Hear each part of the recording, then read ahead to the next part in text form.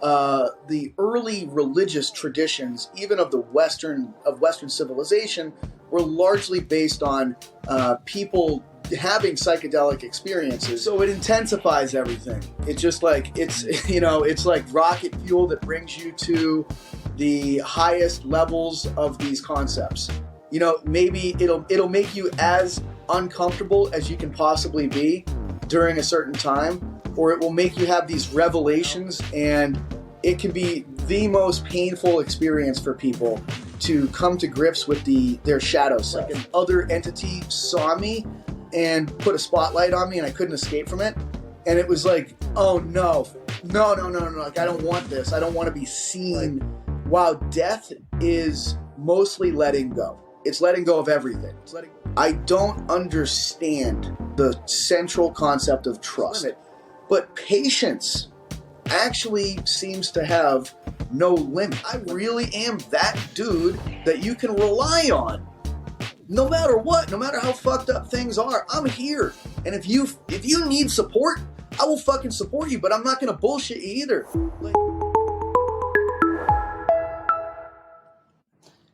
So Pat, round 3, and I think this is an interesting one because, as I said to you off air, there was a period of time where every single podcast in the world was talking about ayahuasca, even if they didn't even know how to spell ayahuasca. And I think this is an interesting one because the last 2 episodes we've done has gone very much down the mental health route, through training and your struggles and how you've improved. So I think it'd be a good now to kind of go into this with people, be able to understand a bit of your journey from the last 2 episodes. And if people haven't listened, go listen to part 1 and 2. They are some of the most popular shows we've ever done. But before we delve into your experience directly, for people who may or not, know or not know, because I think this is really interesting, that ayahuasca and psychedelic drugs were made Class A, not because they didn't have medicinal value, but because it was trying to stop people have a bit of a counterculture against the Vietnam War. And because of that, we've lost decades of research, which could have been game-changing. Do you think, before we get into your experience, that is a massive shame that we've lost all that time? Or do you think there are definite dangers in these substances that justifies its limited use over the last 30 years? I think number one, there's like vast differences between different chemical offerings. You know what I mean? Like LSD is not ayahuasca. Peyote is not ayahuasca. Like there's very different kinds of neurochemicals that are going to interact with different things. So it's not all just one thing. It's a larger umbrella that a number of different subsections kind of fit under. So I think that for the most, it's really hard to sort through all this stuff, and I'm not an expert in the chemistry of these kinds of things. It's not like my wheelhouse. Other people for sure, yes. Like there's a lot of people that have probably done a lot of work. I've done enough reading to probably be like dangerous of spouting my views on these things. I do think that there's a long history of psychedelics being utilized for, whatever you want to call it, religion or coming of age rituals, or the ability to like integrate people into a society. There's a lot of really good books in those areas that kind of talk through those concepts. One that I read that was pretty eye-opening to me was Food of the Gods. And that one was, there's another one too. I'm like blanking on the title of it. But a lot of this is kind of saying that the early religious traditions, even of Western civilization, were largely based on people having psychedelic experiences, and the ways in which those psychedelic experiences prepared the minds of people to be participants in society. That really, like, if you think about early humans, like, why would they want to like participate in society and share tasks and have certain responsibilities and things like that? Like, you're asking a lot, like, for people to give up selfishness to be part of a community. It's not, how long have we just been kind of tribal, but like on our own in some ways, like small bands. and then all of a sudden to make these jumps into living in cities and how to make that work on a collective level is a very difficult thing. And even things like the sacrament, like what would that have really been? Like now it's this watered down version of it, but like there's good evidence to think that the sacrament was actually this psychedelic brew. And like what was the witch trials that took place during in Europe for a long time?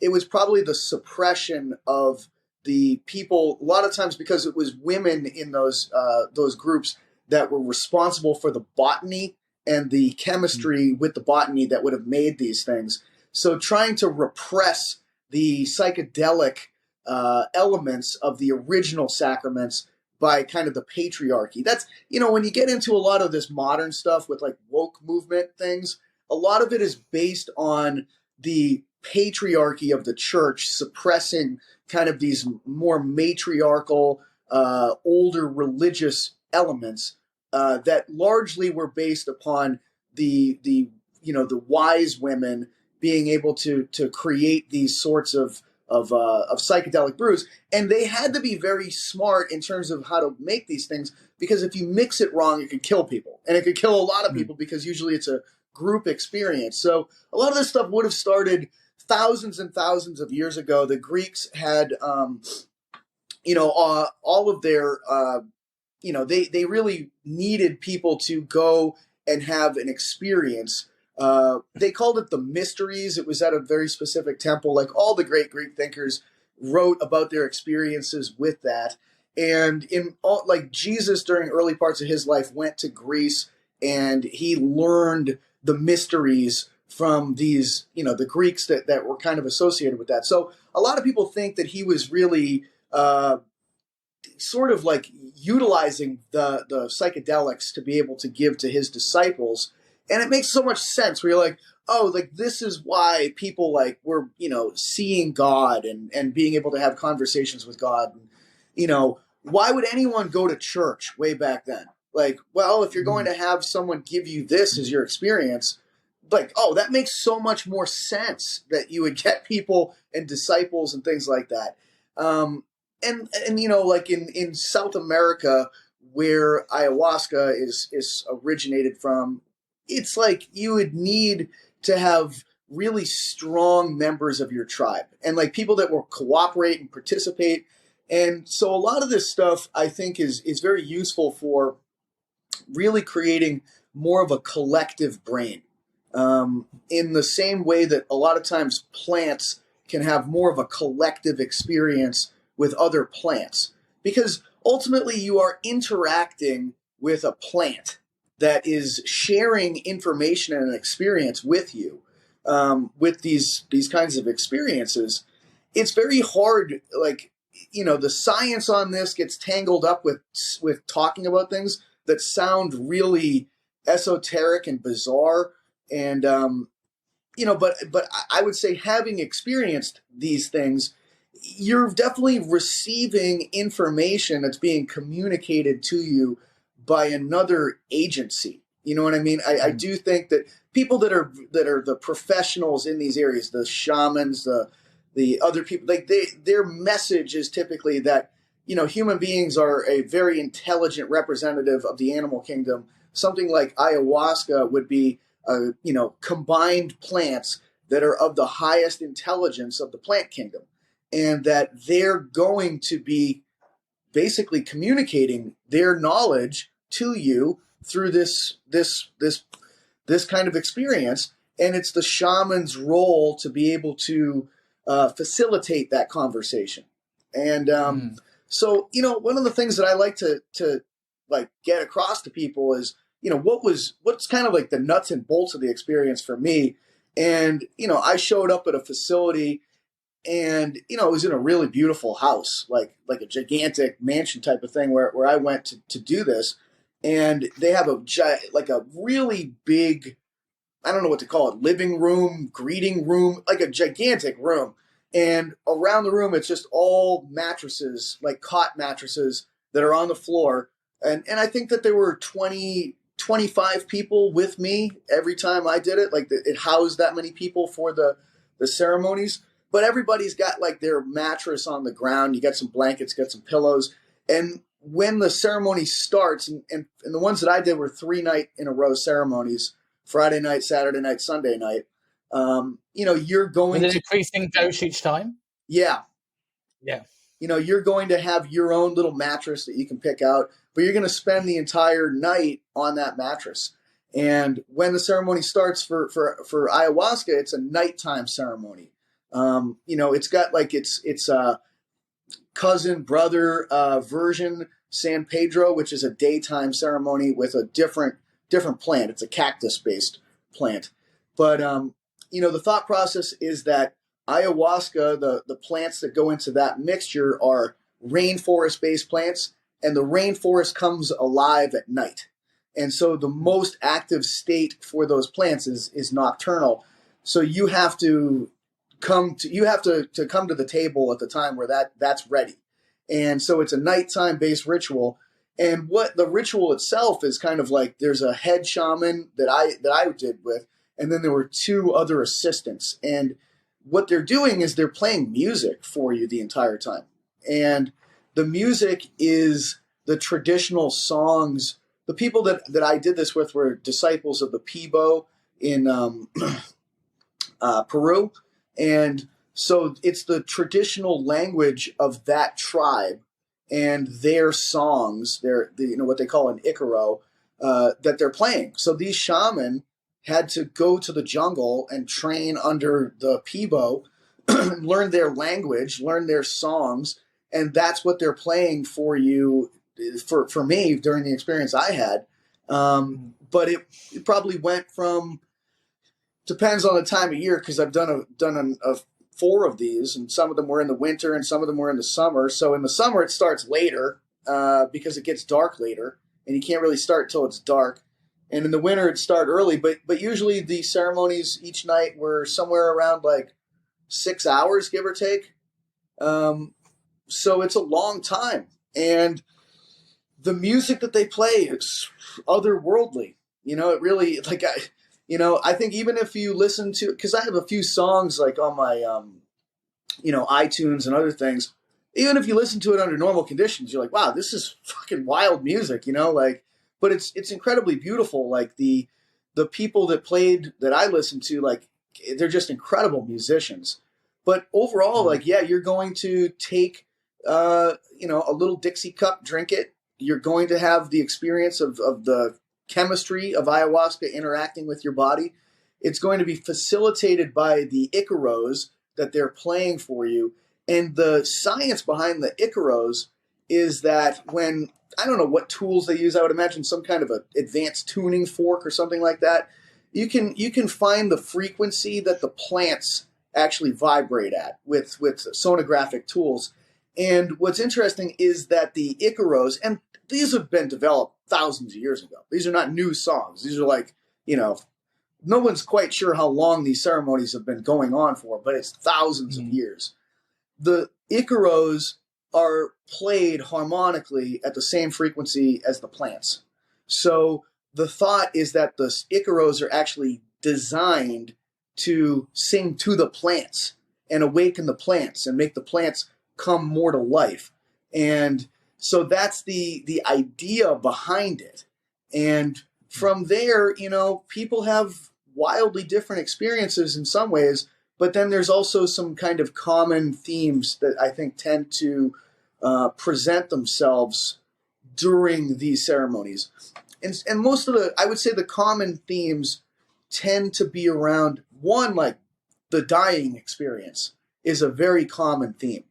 And I certainly had an experience like that where I felt like I was going through the experience of the death process, which I can most closely say, like, physiologically, there's a labor process that women are going to go through when they give birth. And like, once you're in labor, you're in labor. And like, it's a stereotypical thing. And you're participating with that process if you're a woman giving birth. And what I felt like was like, there's a death switch that you get kicked on, and then you're in the process of dying. And it might be long, it might be slow, it might be something else. But once you're in it, like it's like labor. Like you're like in the thralls of this machinery, and that machinery is bringing you towards this endpoint, and you're kind of like. So I felt like, I all of a sudden just got pulled into this rip current, and it was like, what is this rip current? Oh, this is the death rip current, and like, so it was a really fascinating thing, and other people. Like I said, that's a common one. Other common ones I would say is some way, shape, or form being presented with like the ugly mirror of yourself. You know, what are the parts of yourself you don't like to look at that all of a sudden this plant holds up to you and you don't have much choice? You have to look at it, you know, and it can be the most painful experience for people to come to grips with their shadow self. And if you like, again, you don't have much choice from most people's experience with that. Like, it's going to basically like grab you by the hair and force you to stare at it and not let go of you until you've actually been forced to look at the whole thing. And I certainly had that experience. And boy, that was one of the hardest nights of my entire life, you know? How does that experience compare to like sort of like psilocybin? I mean, I'm assuming this isn't the only psychedelic that you've dabbled in your life. Yeah, well, it's been a long time. You know, as a kid, I recreationally used a lot of drugs, but it's not like I ever participated in something that was like a cultivated ceremony type experience. Like when I did mushrooms, I would have also been like, you know, drinking alcohol to like a blackout level of being drunk. Yeah. So it would really like alter that experience significantly. I haven't participated in a mushroom ceremony. But, you know, they're all going to have their own personalities, I think, is really what it kind of comes down to. And I find that the lot of things that people say is that things like LSD and mushrooms will, if you have enough of them, will give you that sort of like uncomfortable, this is what the bad side of you. But it's like, cool, now deal with that. Yeah. Whereas ayahuasca apparently will also give you the lessons of where to go from that point. Is that something you felt when you experienced that side of it, or was it just like it hit you in the face and you like have to deal with it? So my first ceremony, you know, was when I got confronted with the ugly mirror, as I kind of call it. Like, and I didn't see it coming, you know, like the first 2 nights were just like very sad for me, just like processing like a lot of death that I had in my family as a kid.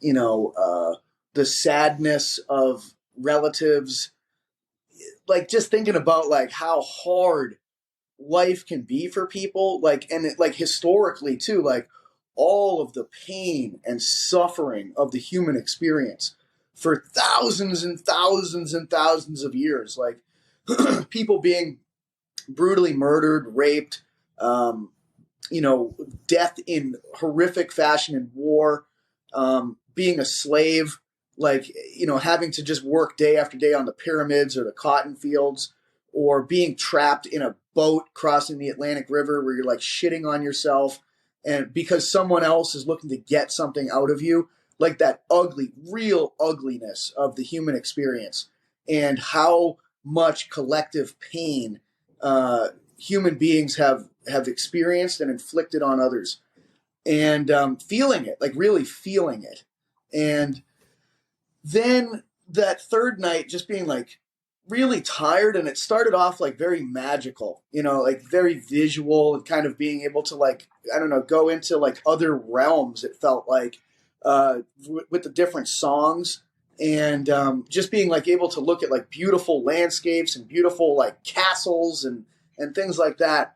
And then all of a sudden I was like in another realm that felt very much like outer space, you know, like, and it was the first time, most of it was like me looking at something that would unfold in front of me and become more and more three-dimensional, pull out and kind of, and then all of a sudden I was like actually physically in this space of like outer space and feeling like I was moving through it and like witnessing like odd sinkholes and distortions and things like that. And all of a sudden, I just felt very much like an other entity saw me and put a spotlight on me, and I couldn't escape from it. And it was like, oh, no. Like, I don't want this. I don't want to be seen. I'm not ready to walk in this beautiful free space. I'm seen and I'm ugly and I'm about to be like evaluated, and I don't want this process to happen. And so it was like realizing like, and tried to lay down, cover my head, pretend like I wasn't there, go to sleep, and it just wasn't stopping it. It was like, you're in this. You like it or not like it, it doesn't really matter. This is happening. We're looking at you, and we're going to kind of unpack you. And so it was too much for me. So I requested to kind of go into a separate room, and somebody brought me there, and they kind of were with me. And all of a sudden I felt like freezing fucking cold, and they were putting blankets on me. And, like the guy was talking to me, and it was so interesting because I kind of like the freezing cold kind of went away, and it was a little bit more quiet and relaxed. And, but I knew I was in for some kind of crazy experience. And I asked the guy, I was like, man, what's your name? I need to know a little bit about you because I just want to know who's guiding me right now. Like who's with me. And I remember asking him like, hey, where are you from? And he said, I'm from Puerto Rico. And I was like, oh man, that's fucked up because like my brain has an association with Puerto Rican people, and there is a negative association with that. And I was like, and it gave me this really sick to my stomach feeling, like, ugh. I remember just like the ugh. And it was like, man, why? Like, what? Who am I to have that association? Like, here's this person helping me who seems like a really amazing person. And the first thing that I think of as soon as I learn any information about this person is negative. And it was like, oh, that's a bad operational system for my brain. And I told him, I was like, man, that's fucked up. Like, that's my thought as soon as I hear that. And, it was like, as soon as that happened, it triggered this other thing of like, oh, there's like more misogyny in me than I would care to admit.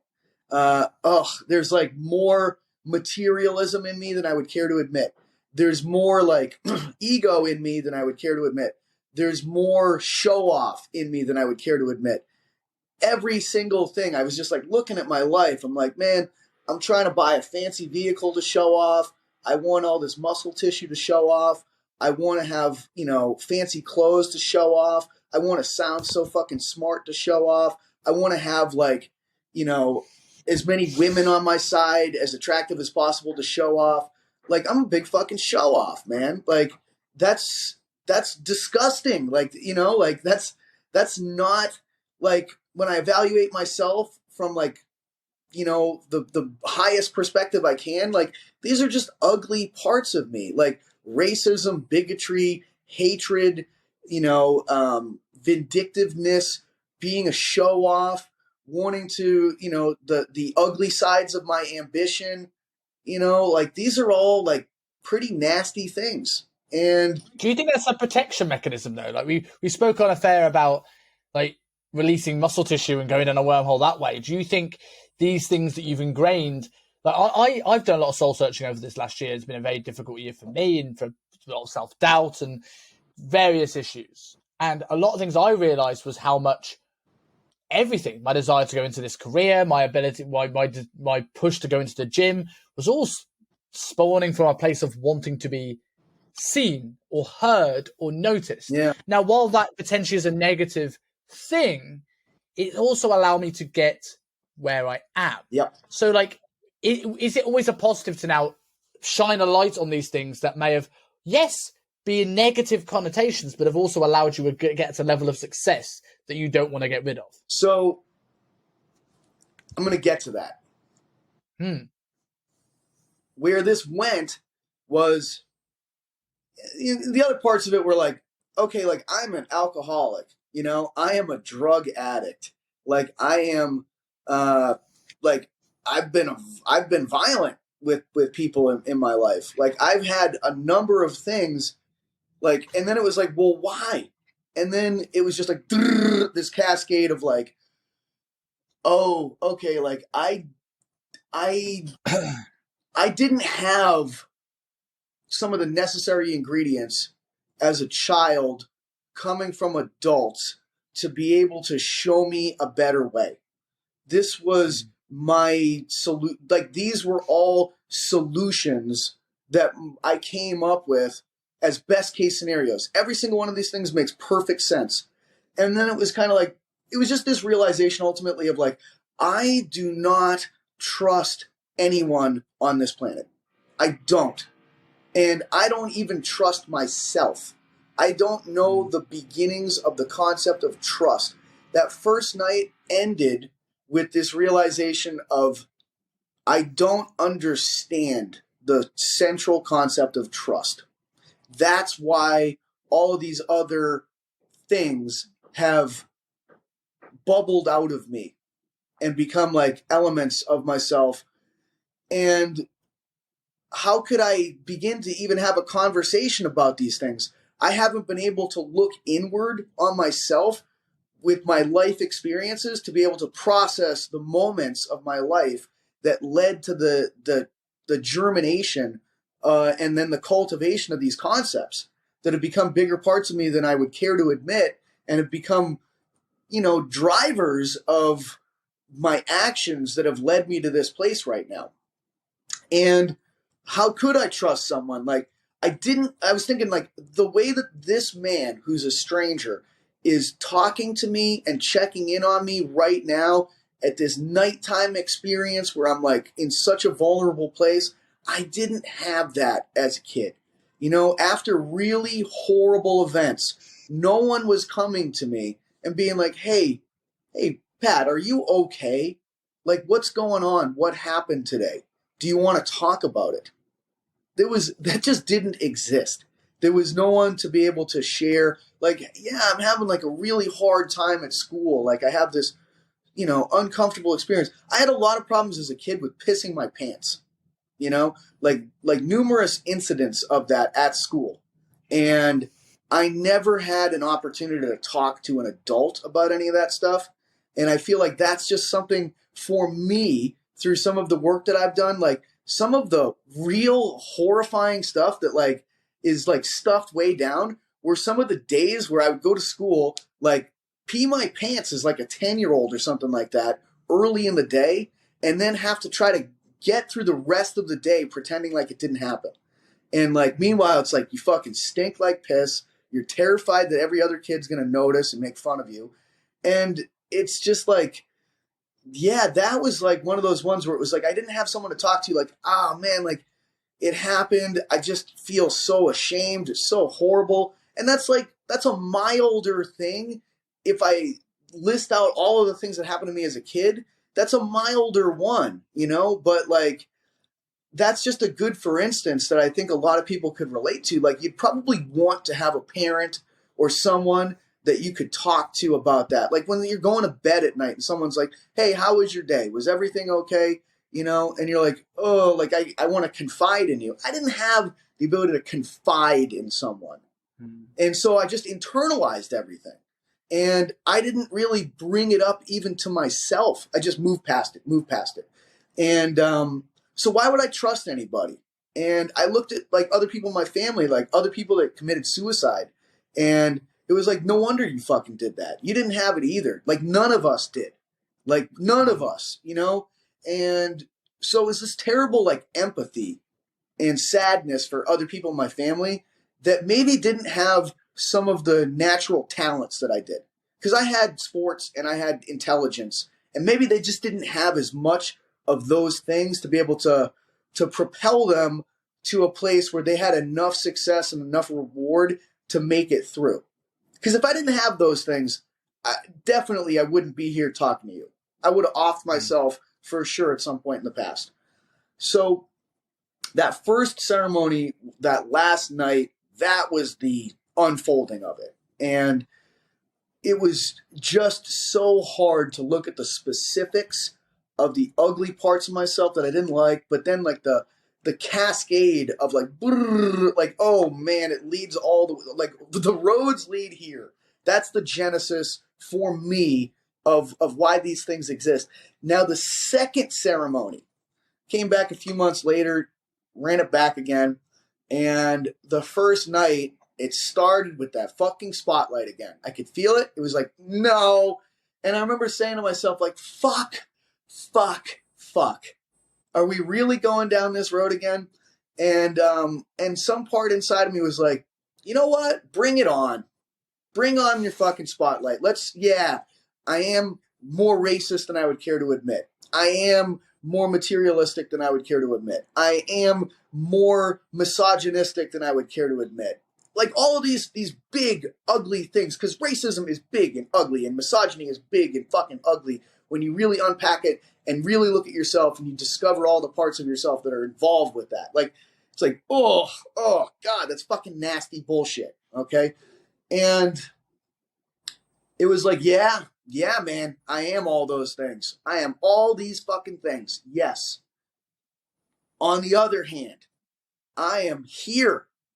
I'm fucking showing up. And you know what? My whole life, I have shown the fuck up. And I've battled through some shit that I'm really fucking proud of, man. Like, I have fought demons from my past. I have trained hard. I have worked hard in school. I am a strong fucking human being. Like, I am a fucking real dude. Like, I'm not some bullshit person that, like, doesn't show up and show out when it's time. Like, that's not me. Like, I really am that dude that you can rely on. No matter what, no matter how fucked up things are, I'm here. And if you need support, I will fucking support you, but I'm not going to bullshit you either. Like, I've got these parts of me that are pretty damn fucking good. So yeah, on the one hand, I got all these things, and on the other hand, I got these things, and that makes me a whole person. Holy shit, you know? And that was a crazy ceremony, the second one. And I've done 4 of them. The second one was the wildest one. Because on the second night, it was a collective experience. Okay, like, first night, it started with that. This realization, like, you know what, man? Like, yeah, I've got these really ugly parts that I got to deal with. And if I don't deal with them, I'm going to stay an ugly little fucking man that is going to just be full of hate and doesn't really contribute a whole lot other than, like, continuing to push forward all this shit into the world. At a certain point that night was when I went into that, like, death process experience. And it was this realization, like, this deep fucking realization, like, I am going to die. And there is nothing I can do about the fact that my experience, I'm going to get to this point where the process that is going to end me is going to take place. The real fucking deal. Like, and it's just different. Like, there's a difference between, like, saying, like, yeah, I'm going to die someday, and then feeling it.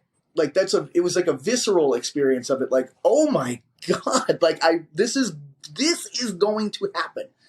And, so like I said, it felt almost like a conveyor belt or a rip current or something like that. Like, it just felt like I was getting dragged on this thing. And during it, it was like this reliving briefly all of these wild memories, but it was like saying goodbye to, like, my memories, saying goodbye to the people that were important to me. And, like, this realization, like, I don't think I'm going to die tonight. It's going to be in the future, but this is a depiction of the process. All of these, like, people from the future that I haven't even encountered yet that I'm going to kind of bring into my life, and they're going to become important. I'm going to have to let that go.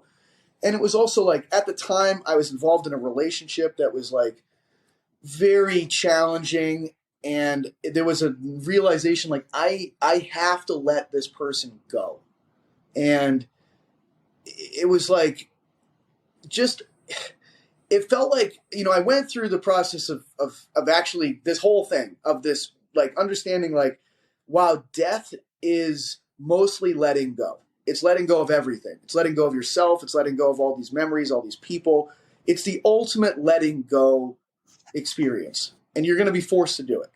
And it was like, oh, life in many ways is many deaths that you practice with that precede the great one, you know? And you have to learn how to let go of things that are almost impossible to let go of, because it's going to be almost impossible to let go of your life, but you have to. And I felt like I got sucked to death and then spit out on some other side. And it was like, boom, new and full of potential.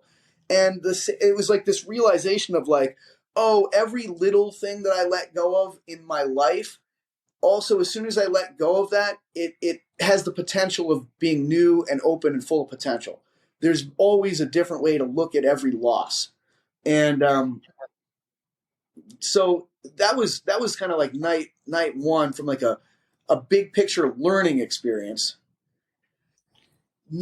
Just before going into night three, because I think that's really interesting, and I think it's something, it has a lot of personal resonation with me, because I've always had this, ever since I was very, very young, really had this strange sort of, not obsession with death, but sort of when I first realized my own mortality, I was sitting in this, almost a similar thing, but obviously without any drugs. I was sitting in this Lake Garda in Italy, right? And if you've ever been, it's beautiful. And I sat there with my mum and dad, and I was probably about 14 years old. And I looked at this, and I don't know what my brain went. I went, one day, you're not going to be here, and you can't look at this again. And I just like immediately hit this fear, just hit me. I was like, oh my God, I've never even thought about this. Yeah. And I rushed to the loo. I was like, I need the loo, like try to hide it from my mum and dad, and just sat there shaking. And I didn't know what that was at the time. And then I've had bouts of this where I had moments where I couldn't stop thinking about death, like late at night. And like every night when I go and I start to let go of the day and all that sort of stuff, it comes into my brain. And I remember this was like about 8 months after my first long-term breakup. I went through a really bad bout of it. And I was starting to realize going, hold on. I'm not a person that thinks there's signs and things happen for a reason. And but I do think that this it happened to me because it's like, Simon, you're wasting your life. Get up and move on from this. Otherwise you're just going to go through life. And then I started getting that a bit last year for the first time in a long time. And it was at a time when I was in that sort of, and as I was saying to you before coming on the show, before we click record, in that time of life when I was like, okay, I'm kind of past the one-to-one coaching. I want to move into something that excites me. I want to push this podcast. I want to push some education. I want to do these things that I see in the next decade of my life. And all of a sudden then, when I'm in this sort of rut in my life, these thoughts start coming up again. Mm-hmm. And it reminded me of, in a similar way, I've not done ayahuasca, but my first LSD trip, where I don't want to call it a bad trip. I call it a hard trip because I refuse to say it was bad. I think it was important. And I just, in that same thing, I couldn't let go. I had my mates going, Simon, relax. I'm like, I am relaxed. And I felt it at the time, but I was just tensed up. And I was fighting to find normality. It was in the middle of lockdowns. I was looking at people on the beach doing bicep curls with bands and just trying to find things that found normality, and gym stuff was that for me. And I remember walking from the little thing where my mates were, and I was sat down on this sort of, we had this sort of like circular trellis, and it was like a walkway and another one. And I sat down, I was chatting to a couple of mates, and I was talking about like my fear of this, and almost just, in a way, letting it go a little bit. And it's never been quite as intense since. But I remember they went, I said, I want a moment of my own. And I sat there, and I'm looking at the twigs in the floor, and they look like they're moving. And I'm almost feeling like relaxed and panicked at the same time. My mates are just there, but I feel there's an imaginary force field that I can't like get to them. And I'm just having to deal with this emotion. And then my mate Louis, who was a technically exercise shaman, he's a Filipino boy that dabbles in any plants that he can, just comes and just like he knew, and he just comes and sits and puts his arms on my shoulder and chills me out. And I think that's it resonated a lot with me, that thing. Like when you mentioned that, and like, how important do you feel that moment, like, of, even though you found maybe it was better to let go in that second time, are you glad you didn't because what it taught you? Well, it all came full circle for me the third night. Because I was so tired that third night, and the song that they were playing was like, sometimes they play these songs that almost sound like little kids babbling at you or something like that. And it just was so annoying to me. Like if a little kid was like pestering you like na na na na na na na na na na na, but they did it for like an hour straight, like right next to your ear, and we're like fucking, doing that to you, where you're like, oh my God, stop. Fucking stop. Leave me alone. And I remember laying there, and I was just trying to like go to sleep, and it was like, make the fucking music stop. And at a certain point, I just, in my head, I go, I wish I was fucking dead. And then it was like, oh my God, I'm wishing for the thing that I was fighting so hard on the first night. It's the same concept, the same experience. In one circumstance, I was avoiding it like it was the plague, and now I want it. I'm wishing for it on a level of depth that is unbelievable, you know? And it like went into this cascade, like where my brain was like, I have zero patience. I don't understand the concept of patience. And then like I visualized the notion of patience, and it just seems to be like this phenomenon that gets sent from another realm. That like some things have a limited capacity, like human physical strength has a limited capacity. Like even if you think Hafthor Bjornsson is unlimited, he's not. He can't pick up a skyscraper. You know what I mean? There's a limit to all things, like vertical jumping capability. Even if you think that some of the guys in the NBA have, you know, that's impossible. Well, they're not jumping 40 feet high. There is a clear and obvious limit. But patience actually seems to have no limit when people cultivate it. And it was like, well, what is this? This is almost like from another dimension, a higher dimension, this quality that is almost bestowed down upon us that you can tap into. Like, are you patient or do you tap into patience? And I realized for myself, like, I am a very impatient person. And, you know, it was kind of like this understanding of like, if you practice patience, the things that come at the end of patience are odd lessons that have a deeper reward significance than short-term gratification bullshit things that we all get nowadays. There's never a bad time for patience. Patience is never the wrong answer. Patience is a type of strength that I don't understand, but it is beyond any kind of strength that I have ever known in my life. So it was like, wow, that is amazing. And I like just this realization of how little of it I have, but it was also this realization of like, man, you're a father. You better learn this concept real fucking fast, buddy, because this little being is going to test this element of you more than anyone you've ever met. Okay? It's going to happen. And if you don't get better at this, you're setting this little being up for all of the same problems that you had as a result of not being able to trust someone, you know? So it was like a very profound, deep impact. Like there were so many things that kind of emerged from that second one. You know, a realization of like the current life structure I was living in. Like my father was never there in my life. He was never in an active relationship with my mother. I never knew him. And I was in a situation where, hey, I might become someone's father that I might not be able to be there for. You know, like if I'm in the current relationship circumstances that I'm in, I might become my father for somebody else. And like it was this realization, like, man, I don't really know who the hell my father was, what his deal was. My family hated my father, and all I ever heard was really negative things about him.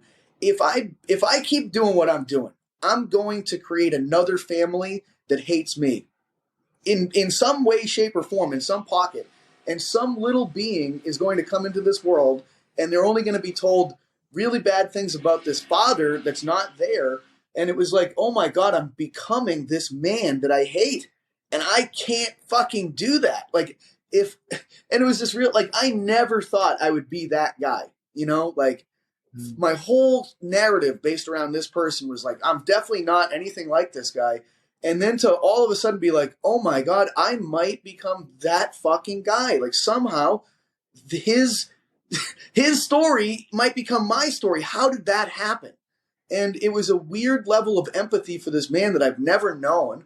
But I realized like his genetic contribution lives inside of me.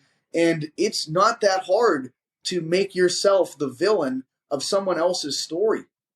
Like it's interesting how many things can go into your subconscious as well, right? I wonder how all those people that did not like your father saying, well, as you were growing up, this man's horrible, I don't like this man's horrendous, plays on your psyche. So when you're growing up, you're there going, I don't have the belief in myself that I can be a good father because all I've heard about a father figure is how horrendous they are. Yeah.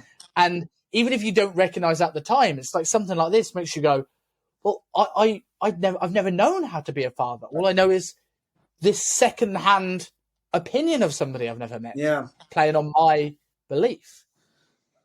Like, I mean, absolutely. Those things go into it like on such a crazy level. Like that was like a wild thing. The other really like intense thing, it's like hard to necessarily give the specifics. It felt like the lesson that I got from it was that the human experience on a collective level, like societal or anything like that, we're all trying to like manage a million balls in the air at the same time, you know, like, and sometimes some of them come down, but it's like everyone's responsibility to kind of collectively push this thing up. Like if you're ever a kid and they, you know, like with gym class, we had every now and then the parachute, you know what I mean? And we all have to like get under the parachute and lift it up.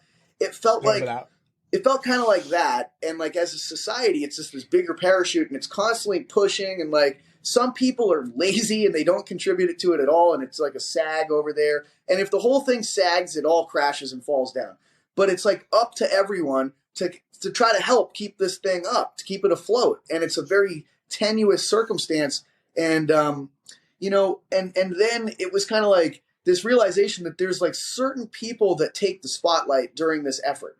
And like we all put our attention on them and it's their turn and their time to put in this heroic effort. And like, man, like we need you right now.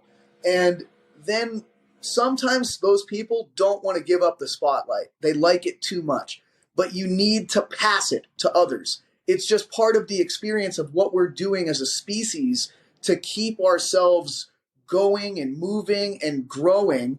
And, you know, so you have to accept the spotlight when you're uncomfortable, but it's your turn. And like, hey, it's my time, man. It's like, for whatever reason, the world and the environment and everyone else, it's pointing at me and it's my time in the sun. It's my time to shine. And I have to give it my best shot, not just for me, but for everyone, because it's time to put my best foot forward and inspire others for when it's their turn to put their best foot forward and be an example, a shining kind of example for others.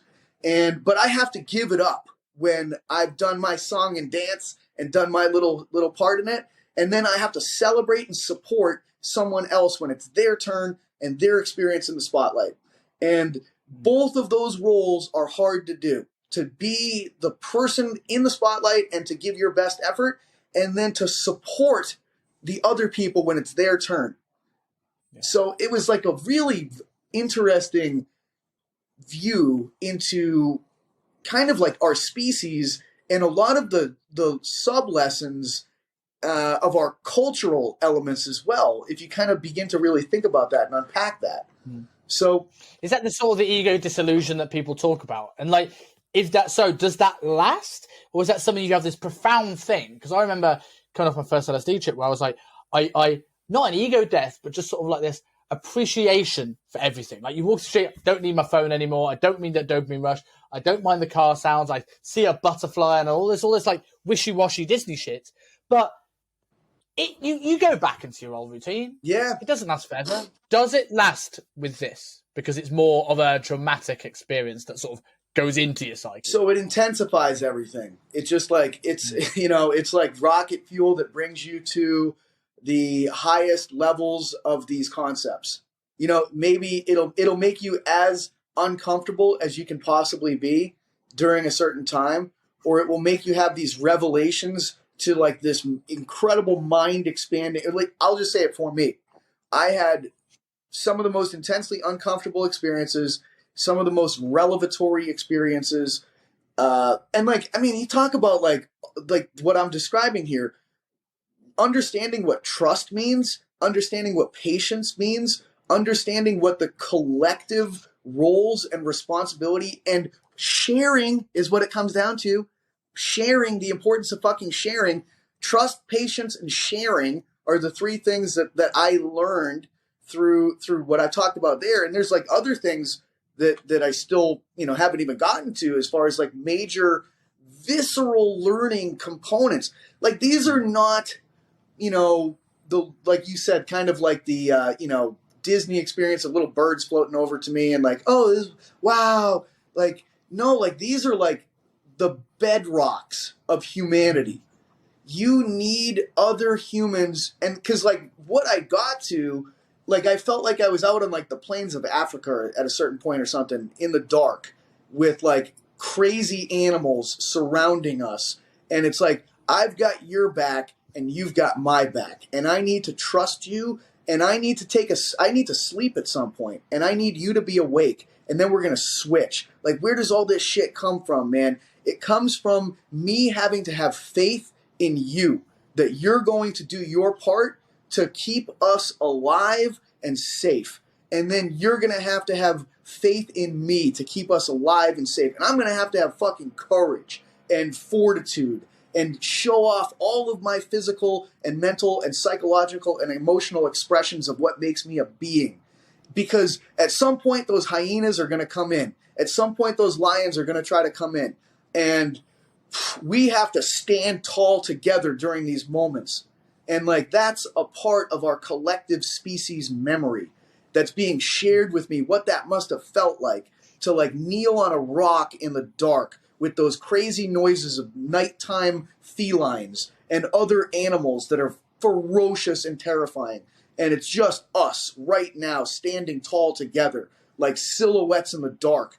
And like, we have to have a drum beat,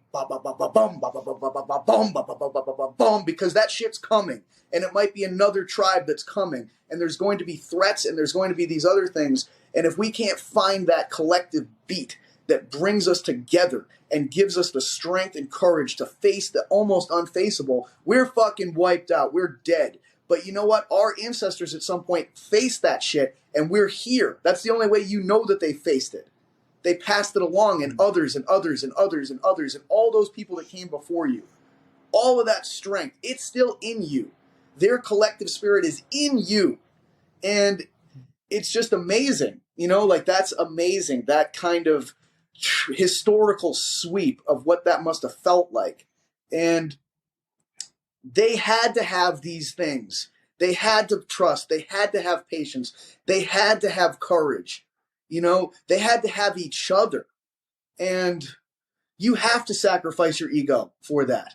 Like, it's not just like this wishy-washy, as you kind of called it, like, oh, I need to let my ego go so I can post about it on Instagram. No, motherfucker. Like, you need to let your ego go because you're the one whose turn is to eat shit right now and be awake so that, you know, like, 3 lions don't, like, you know, come into our space and ultimately murder all of us. Like, absolutely. So, like, obviously that was at your first 2, and I know that we haven't got a crazy amount of time to go into the story, but like, with regards to like what's the biggest, other than the ones you've mentioned, what's the biggest lessons the biggest lesson you got from one of the other ceremonies? So the other, the one that I really like to relay was, it's funny because it was the third one. And the third one had some weird parts to it. Like, I spent a lot of time thinking about Michael Jordan in the third one. It was this weird realization of, like, Michael Jordan is the greatest person to ever play basketball. And his ability in basketball is so unbelievable that it's hard to actually, like, really speak to fairly. And, you know, we can all kind of agree, like, Michael Jordan is the greatest basketball player ever. And he's so good at basketball that when we think of other people being good at something, we oftentimes say, like, oh, he's the Michael Jordan of, you know, playing the piano, or he's the Michael Jordan of this, that, or the other thing. So it's like, wow, if you're so good at one thing that other people that are good at their thing are basically said to be the you of that thing, like, that's unbelievable. Like, you know, and it started from there as, like, greatness. You know, what is human greatness all about? And, like, this is because I was thinking Michael Jordan is probably better at basketball than anyone is at anything that I know in the world. Like, he's better at this thing than anyone else is as good as they are at their thing of anyone that I've had experience with in the world. Like, wow.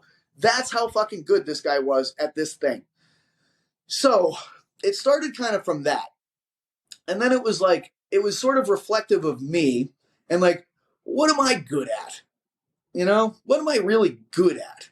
And it was like, well, I'm pretty good at like thinking of central concepts that I can build models around. Like intellectually being able to build thought models is what I'm actually good at. And it was kind of like, oh, I actually did have this idea that turned into this seminar system and book that I created. Like, that's pretty good, you know? And because it started as like one idea and then it kind of grew from there. And it was one idea that's still alive at this point 4 years later. And because I put effort into this thing, the idea grew and became wider and like a different shape than it originally was. But it all goes back to this one central idea that was clear, coherent, had some rules to it, and made enough sense to where it actually had the capacity to become something bigger, but only because I put effort into it. And it was like, I'm pretty proud of myself. Like, I have an idea that turned into a 4-year idea. That's pretty good. And then it was like, oh, actually, like, other people have had much better ideas than my idea. Like, my idea is like this big. And like, the first thing that popped into my head, oddly enough, was smartphones. And just thinking like, someone had the idea for this thing and look at how much that's turned into. And I was like, yeah, smartphones kind of suck in comparison to like, people actually built the pyramids. Like, that's a fucking weird idea. First of all, like, just as a, you know, burial chamber, basically. But like the collective, because then it turned into like, man, as a singular person can like have an idea and it can grow pretty impressively. But when you get other people on board with an idea and they put their collective effort in, like, oh, it's amazing how big, because it was visually like a tunnel that was the size of the idea for me that I was seeing. And like, I compared my little tunnel to like an iPhone tunnel to like the pyramids, the Sistine Chapel, you know, incredible artwork, the statue of David, like this idea, and then like the scope and power of the rules, clarity, and the demonstration of the idea. But then it zoomed out, because I was like, I ultimately realized these are all human ideas. And then it was kind of like, are there ideas that are non-human that also exist? And like, it just dawned on me, oh my God, all of the life on Earth is an idea. It's an idea. Okay? Like, and it's an idea that's so old, at least on this planet, that like the idea is that I have nucleic acids that can replicate and mutate with a language of like ATG, you know, UGC. Like, it's just a little alphabet that is the rule book for how the assemblage of structures originating from nucleic acid communication works. I was like, oh my God, it's just a little language.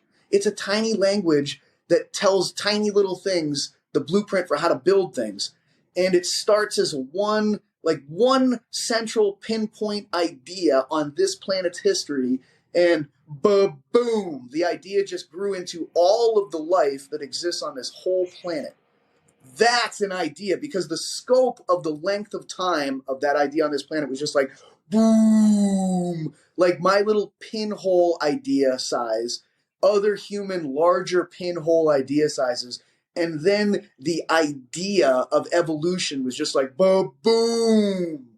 And then the, like, zooming past that idea as like, what's the idea? Because like life as we know it, like the nucleic acids that started that process on this planet, they arrived on meteorites that came from elsewhere. Like, that didn't originate on this planet. Like, the idea is larger than a planetary idea. The idea is from somewhere else. And then it was kind of like, well, what's the idea that brought the whole thing into motion? And I visualized the origins of kind of our universe. And the origins of the universe that I visualized was two gigantic competing forces that bumped into each other and that had a collective idea, but it couldn't work because they were so oppositional. But they realized at one point in time that if they had an agreement that where they each blocked the other in some way, shape, or form, they basically came together in a handshake. But it was two hands like a human hands, so that they can't shake each other's hands properly. It doesn't match like me using my right hand to shake your right hand. It was the same thing, trying to have a handshake with itself with oppositional, matching hands, but they're the left and the right trying to shake each other. So they never fit together all that well. So but the origin of the idea, the clap, boom, was the Big Bang. And that Big Bang was a phase of it was the exhale component of this coming together. And it was an agreement. We're going to give a little bit to make this happen. Each of us, we're going to try to find this agreement. And by trying to find this agreement, like the emergence of this thing occurs, but it's never finalized. It's never finished. It never fits all that well. It never feels quite right, which creates just enough turbulence and tension and difficulty for movement to happen. And how do you find, your place in this agreement? Because like I was kind of like, what are the two hands? What are the forces that came together? And for me, the closest explanation I could come up with was that one hand is limitless potential, and the other hand is constraints. And that when you impose limitless potential with constraints, formation of shape can take place. Either one nullifies the other one if it runs amok at full blast. But when they are attempting to come together, they allow expression to take place. And the better the expression is, the more that they calibrate and adjust at any point in time on the fly. So and on a micro level, I realized I have problems in my life all the time of various sorts, and that the only solution to any of my problems is the opposite of whatever it is that I'm too ingrained in. So if I'm feeling too stuck, I have too much in the way of constraints imposed upon myself in this part of my life.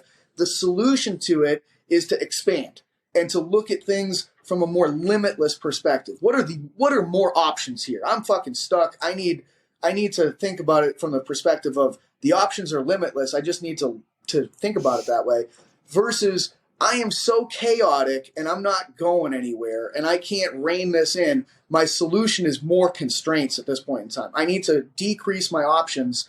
And if I do that, now I can focus on something and begin to take shape. So that was probably like the most, of all of these things, that was the one where I was like, oh my God, like what kind of concepts were these that came into my head? And they didn't feel like my own concepts. That felt more like something else, the plants communicating with me to show me a history lesson of like, because every time you do one of these in the beginning, the shaman asks you what your intention is. And on that evening, my intention that I stated was, I would like to see how things came to be. And that's ultimately kind of like what was unfolded from my experience. So it was like, most of the time, it's a very simple rule that actually begins things. Hey, neither of us, we can't do this on our own. Like I can't, even though the power of the concept of constraints is beyond imagination and the power of limitless potential is beyond imagination. And really one is just a compressive force and the other one's a purely expansive force. Like in and of myself, I can't do anything, but together, woof, everything can emerge. But we have to balance each other. Like that's the only way that this can work. But that balance is never going to be perfect. It's always going to be like off center. And that, like, it's just this, the word that comes to mind for me is calibration. And the only way that you can accurately calibrate is to be very present and very aware of the exact circumstances that you're in. So the presence that you have to be in and the degree to which you accurately appraise it is the critical part. And the only way that you can calibrate, the closest thing that we have to it is something that people can understand, is the hot and cold game. You know, Are you hotter or are you colder? And you're kind of bumping around like with your eyes closed, and like no one's there to actually announce hot or cold. You have to listen to the environment around you to determine, am I getting hotter or am I getting colder? And you generally know that, but do you have the courage to be able to continue to move towards hot? And that is the channel way, the pathway towards interacting with the greatest reality that exists for us and your greatest ability to ultimately come up with your most clear ideas that, if you choose to push forward into them, could ultimately, I'm going to use an Instagram word here, manifest into building new things, your own personal pyramids, your own personal amazing ideas. But at any point in time, you could go off the rails and either become too constrained or too limitless. And your only solution is to return to being present and read the situation correctly and find that kind of oblique channel that's hard to move through, that is your guideway towards continuing to make this idea work. Because I could understand it with evolution, like, hey man, you can't keep going down the same trajectory here. The environment just changed because a meteor hit the earth. You got to pivot. You got to play the hot and cold game again. It's just that what's hot is like, hey, it's over. It's behind me now. I got to like reorient and calibrate and be able to find that thing. So, yeah. I think that is a great story to end on. I think we've had 3 incredible stories from 3 different ceremonies that have given you different things. And I think that one, in a sense, like whether you go and do an ayahuasca trip, you've been on an ayahuasca trip, or you just have no interest, that lesson is very, very interesting of what you've just gone through. And it's interesting that you said about the limitless and the constraints. And it really is true for everything in life. Like most of the time when you feel sort of like stuck with no options, it's not a grand thing that happens. It's someone just showing you a little bit more potential, a little bit more limitless. And you go, oh my God, it was just staring me in the face, but I couldn't see it. And it's interesting you mentioned hot and cold game, but also I found really interesting you used the word compression and expansion, and shows how many of these things, it's just essentially the law of the universe. Expression and is what you talk about every day based around the rib cage. Everything from your rib cage to the choices in your life to the universe is limits versus constraints. Mm-hmm. And I think that's an incredible moment to end on. So for people who, if this is the first one they've listened to with you, madness, don't understand why. But for people who want to go back and listen to more of these, and they should, where can people find you and learn? Because you are an open filter on these shows, why I love every time you come on this show, because generally you're one of the most open, honest persons who are just willing to talk. And it's the same thing even on Instagram, which is rare in today's world. So I definitely recommend people go follow you. So where can people find? Yeah, I think the easiest place is my Instagram, which is at Dr. Pat Davidson, Dr. Pat Davidson. Everything that I have, products and whatever, it's all in that Instagram bio link. You can see, the training options, the education options. That stuff's all in there. And don't message Pat asking for an easier link, right? It's 2 clicks. Yeah. Don't ask him for 1. Yeah. Like when people are like, hey, where can I find Athletic Weapon? I'm like, you're messaging me through the Instagram DM. But if that's good, like it's probably a good place to end. Okay, cool. Yeah. That's the universe spoke to us and said that's where it ends.